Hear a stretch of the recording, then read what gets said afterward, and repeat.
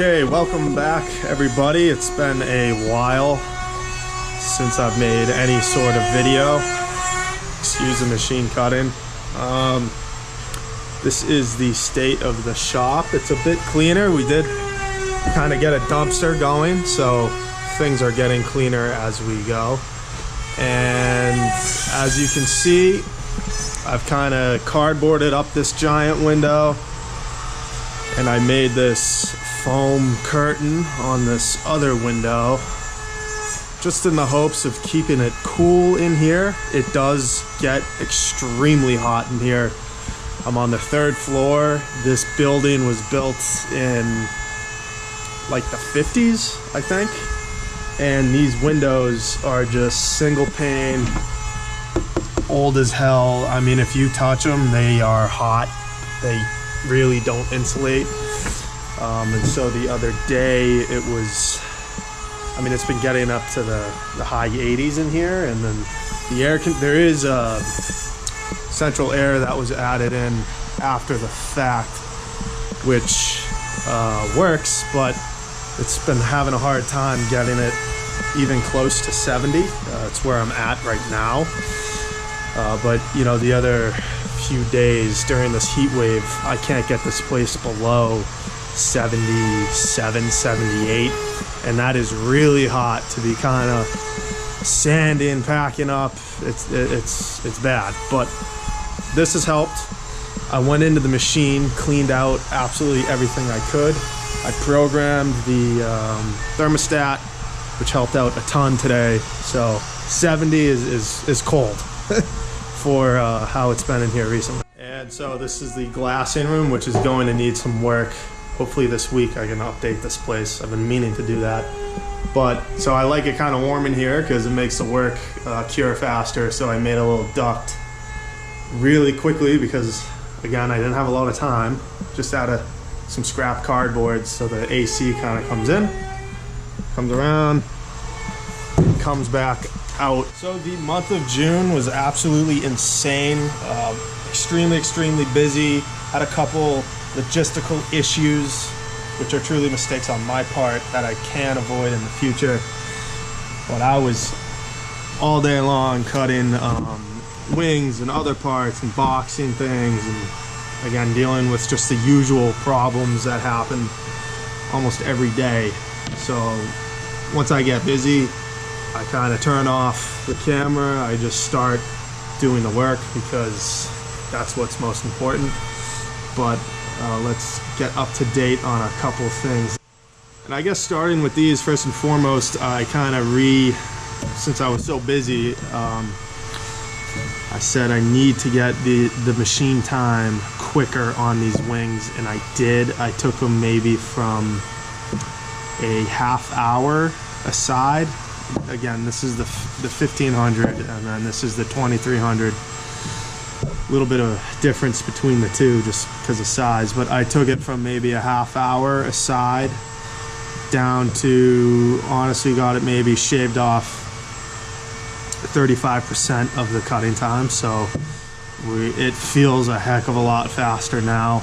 I wish I had gone there before to figure out how to speed that up, but I kind of redid the toolpath and everything's going a lot faster now.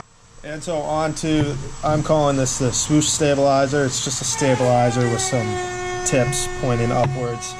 I made a couple videos discussing some of the problems as far as chip out on the tips. A lot of you guys, some of you guys commented, which helped out a good bit. And I finally figured it out how to do it so it's 100%, they cut fine. And because before I was getting a ton of chip out on these tips. And if you look closely, you might be able to see what I'm doing here. But essentially what I found out, so if this is the stock, I was originally just gluing these onto there with the grain going in the same way. And it's funny how these things work out. It's just eventually it popped into my head like, oh, you dummy, why don't you just turn the grain the other way? That's going to prevent it from getting ripped out, you know, based on the way the tool comes around the tips. So that one little change right there, just by switching the direction of the grain for the tips, it works amazing. I mean, I can fly through the part, cut it really fast without having to slow down, and absolutely zero chip out on the tips. And it does look, so this one hasn't been sanded obviously, but it does kind of look cool when you can see the tip there is completely different direction grained. It's just a nice little added on effect, but I'm glad I finally got that figured out. I know a bunch of you were kind of telling me different things as far as the stock goes and whatnot, and that helped a bunch, but it was flipping this grain direction which changed the game on these. So these are now a heck of a lot easier to make, whereas before, honestly, if I were to run 10 of them, maybe half would be usable. I was just wasting a ton of time and prep and stock, and most importantly machine time, which is the most valuable thing. I was just wasting it cutting these, and now I don't think ever since I switched to grain direction, it's been cutting 100% every single time, so that's been great. So I think I've talked about this briefly in some videos, but this is something that I have modeled up honestly a couple months ago, and I did not have a moment to attend to it. I can now just get started on it, so I'm getting excited for that. So the idea here is, the question I get asked the most is, how do I attach foil to a board? And it's a great question because it can be complicated depending on your board. So I know there are those stick-on mounts out there, and those are great and everything, but I hear the adhesive isn't always the best, and that would get me nervous too, thinking of some 3M adhesive doing all the work. And that's cool and whatnot, but I thought, okay, maybe it can be made better. So this is a piece that I've designed up. So this is the actual mount itself, and obviously the tracks are going to get epoxied in, and then the whole thing gets glassed over, etc. So it'll be like a finished piece, and then my thought is you epoxy it onto whatever board you're thinking of. That way it is I mean, you can't get a stronger connection than that. So I think obviously I'm going to have to test that out. So yeah, here's just the model, just to give an idea as to what it'll look like. This is really just a simple version that I think will work well. We'll find out. And so yeah, the idea is you epoxy it on. So I picked up a whole bunch of little jugs and bottles like this, because I want it to come with the exact epoxy that you would need. So probably I'm not exactly sure how much, but it might just be one full of resin, one halfway full of hardener. That might be enough to do it. Maybe it's 2 resin, 1 hardener. I'll find out once it gets done and I do some experimenting. But yeah, I want to make it really easy, so it's just dump all the contents that come in these jars into a cup, mix it up, create your epoxy paste with some additive fillers, which I hope to also include with it, and then just line it up and stick it onto the board, and then probably use your finger in a glove to smooth out the edges of it, and then wait a few hours and it should be good to go. I think the only kind of prep that's going to be needed is to sand the bottom of whatever the board is. And I nearly forgot to share the most exciting development.